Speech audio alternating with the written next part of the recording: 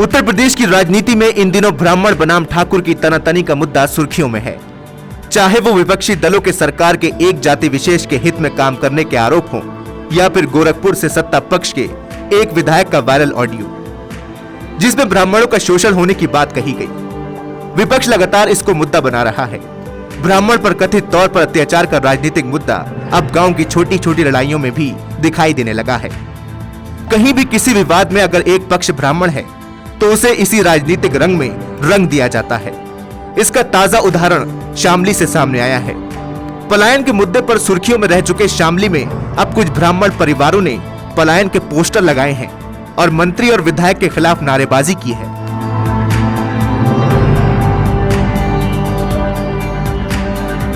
कैलाश होगी थी वहाँ मंदिर के दौरे पास में और फिर आकर यहाँ गोली चलाए थे। अच्छा हाँ। तो अब कितने लोग घायल हुए थे उसमें? उसमें 4-5 घायल हुए।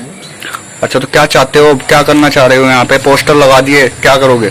फैसला कर, हमें फैसला होना चाहिए, न्याय मिलना चाहिए। अच्छा, मिली जानकारी के मुताबिक शामली के हसनपुर गांव में कुछ दिनों पहले बच्चों के बीच पबजी गेम को लेकर हुए मामूली विवाद में हुई कहासुनी इतनी बढ़ गई कि दोनों पक्षों में फायरिंग हो गई, जिसमें एक पक्ष के व्यक्ति को गोली लगी थी जिन्हें शामली के जिला चिकित्सालय में भर्ती करवाया गया था और पुलिस आरोपियों की तलाश में जुटी थी।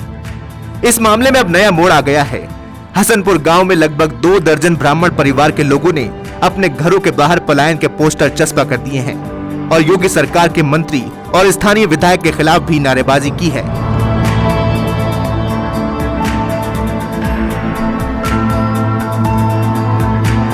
सामान भर के जा रही है यहाँ से, बच्चों को साथ ले, क्या मामला है?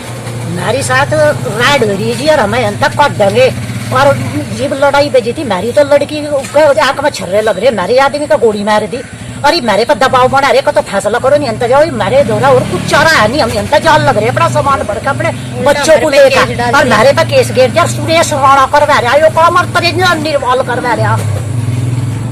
इन ग्रामीणों ने आरोप लगाया कि सत्ता पक्ष के नेता और मंत्री के दबाव में आकर पुलिस ने उल्टा हमारे पक्ष के लोगों पर ही मुकदमा दर्ज कर दिया है और अब दूसरा पक्ष हम पर फैसला करने का दबाव बना रहा है या फिर यहाँ से जाने के लिए मजबूर कर रहा है।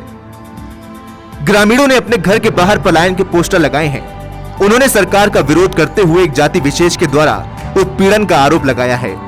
बहरहाल इस मामले को लेकर अभी किसी प्रशासनिक अधिकारी ने कुछ नहीं कहा है, लेकिन इन ग्रामीणों की आरोपों में कितनी सच्चाई है ये पुलिस की जांच के बाद ही पता चलेगा। लेकिन इस मामले को लेकर कई सवाल जरूर खड़े हुए हैं।